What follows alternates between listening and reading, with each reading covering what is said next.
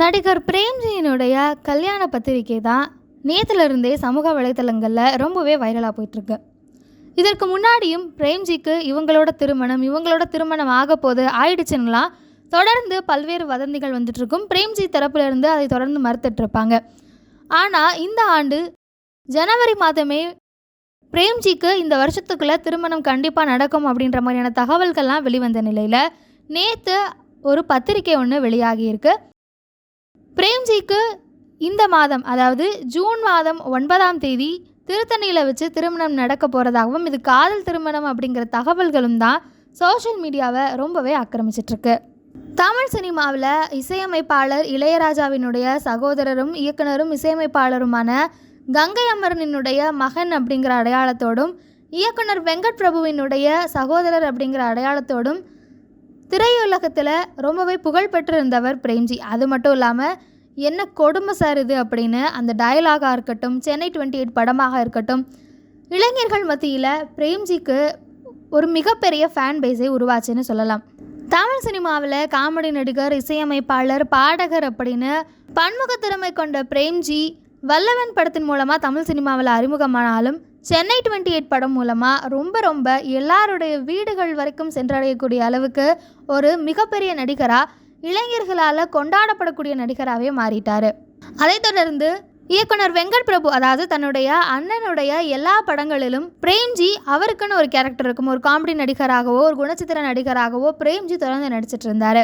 அந்த வகையில் தான் கடந்த ஆண்டு வெளியான சத்திய சோதனை உள்ளிட்ட சில படங்களில் நாயகனாகவே நடிச்சிருந்தார் பிரேம்ஜி. இப்போது வெங்கட் பிரபு தளபதியை வச்சு கோட் அப்படிங்கிற படத்தை இயக்கிட்டு இருக்காரு, the greatest of all time. இந்த படத்துலையும் பிரேம்ஜி ஒரு முக்கியமான கதாபாத்திரத்தில் நடிக்க இருக்கிறதாகவும் சொல்லப்படுது.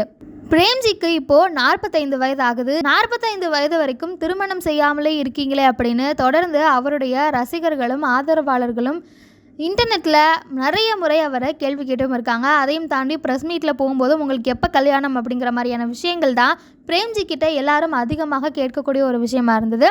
அவருமே லவ் மேரேஜ் பண்ணணும் அப்படிங்கிற ஆசையில் இருந்ததாகவும் அதற்காக வெயிட் பண்ணிட்டு இருந்ததாகவும் சொல்லப்பட்டது. இந்த நிலையில தான் வர ஜூன் 9ஆம் தேதி திருத்தணி முருகன் கோவிலில் பிரேம்ஜி அண்ட் இந்து அப்படின்னு இவங்க 2 பேருக்கும் கல்யாணம் நடக்க போகிறதா ஒரு திருமண அழைப்புதல் நேற்று வெளிவந்திருக்கு.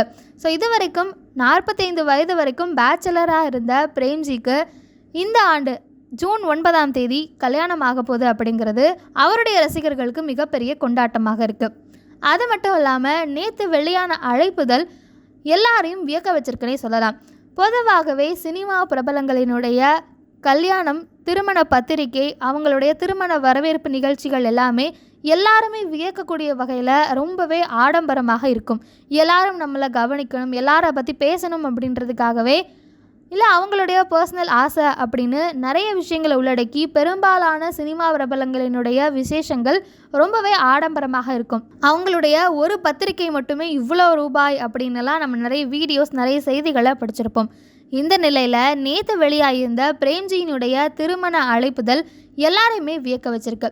காரணம், நம்ம எல்லார் வீடுகளையும், சராசரி மக்கள் எல்லார் வீட்லேயும் பெரும்பாலும் பயன்படுத்தக்கூடிய அந்த மஞ்சள் நிற திருமண அழைப்புதலை தான் அவங்களுடைய திருமணத்துக்கு அவங்க பயன்படுத்தியிருக்கிறாங்க. ஸோ மித்தவங்க மாதிரி இல்லாமல், ஆடம்பரமாக பகட்டாக இல்லாமல், சிம்பிளான இந்த திருமண அழைப்புதலுக்கு ரசிகர்கள் மத்தியில் எக்கச்சக்கமான வரவேற்பும் இருக்குது. இதற்கு பிரேம்ஜிக்கு வாழ்த்துக்களோட இப்படிப்பட்ட திருமண அழைப்புதலை பயன்படுத்தியதற்கும் வாழ்த்துக்களை சொல்லிட்டு இருக்கிறாங்க ரசிகர்கள்.